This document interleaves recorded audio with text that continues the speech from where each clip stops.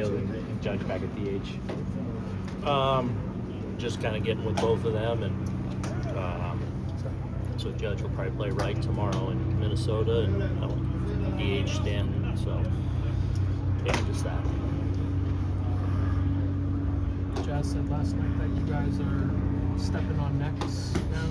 Is that your mentality at this point?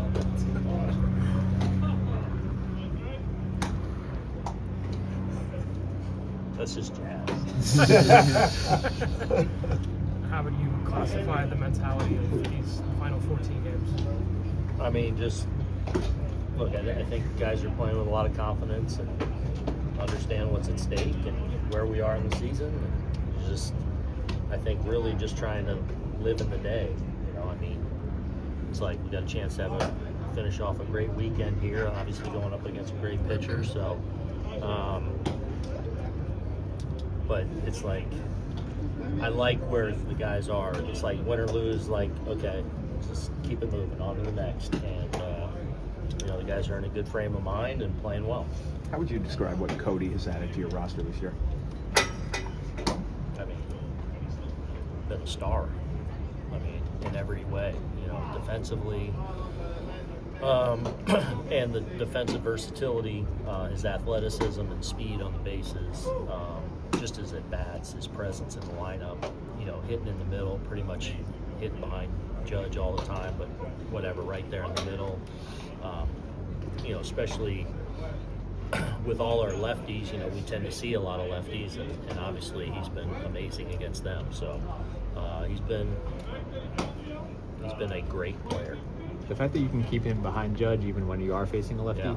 how valuable is that? Yeah, it's big. I mean, I love it. Now to the point, like, man, I like him against lefties. Like, I mean, the at-bat off Chappie last night was just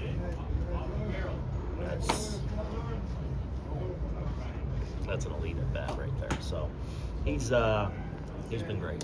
What have you thought of the way he's worked with Jason? They both kind of helping each other out through the years. Jason throughout the season. Oh. Jason learning from Cody, rather. Yeah, I mean, he's just, you know, on top of obviously how good a player he's been between the lines, he's also just a great teammate and guy. Like, you know, like, there's no drama. He's kind of blue-collar-ish, like, knows the grind, appreciates the grind, knows how to do it. You know, there's some humility to him, like he's self-deprecating, and you know, like he's just good. He's good at it, and you know, on top of that, just, you know, obviously really well liked by his teammates.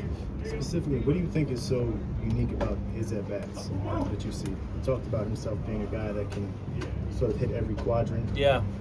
What do you see?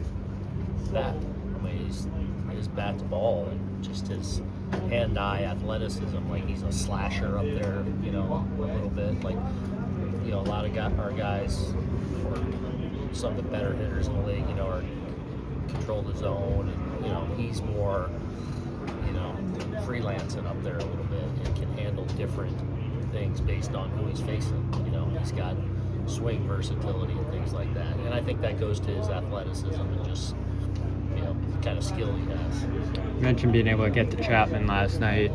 What have you made of his dominance this season, and what did it take in those couple at bats to be able to get on against him? I think, I mean, his season has been awesome. Like, for as great a career as he's had, I haven't looked at the stats or whatever, but I would imagine this is one of his best. I mean, he's been that good.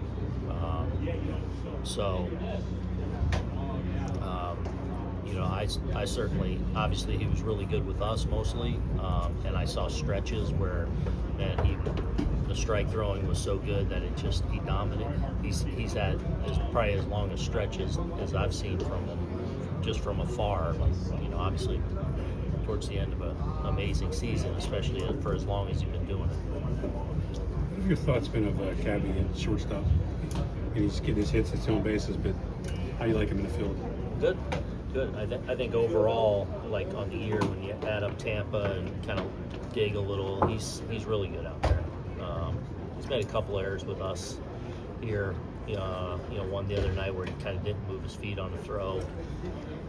And part of that is he plays the game with such ease and like a real confidence. And sometimes though that we're all right, you gotta keep moving your feet, keep doing the things, but you don't want to take away the confidence that he plays the game with and the fearlessness with which he plays the game. And so, that's what I've seen. Like Volpe did more yesterday taking grounders.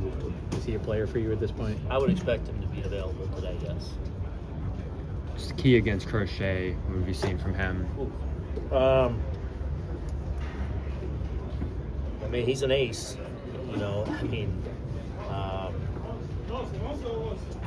big stuff, big arm, deception with the delivery, pitches in the strike zone, fast,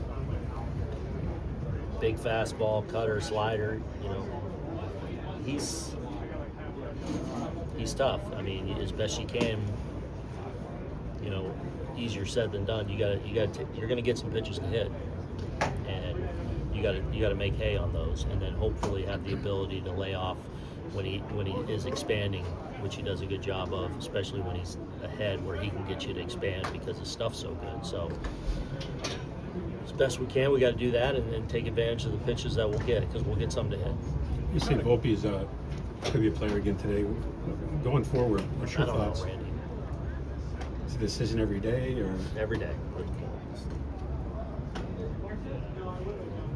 Do what's best every day. How much do you think a starting pitcher can be one of your team leaders? Yeah, I think so. Yeah. I think it's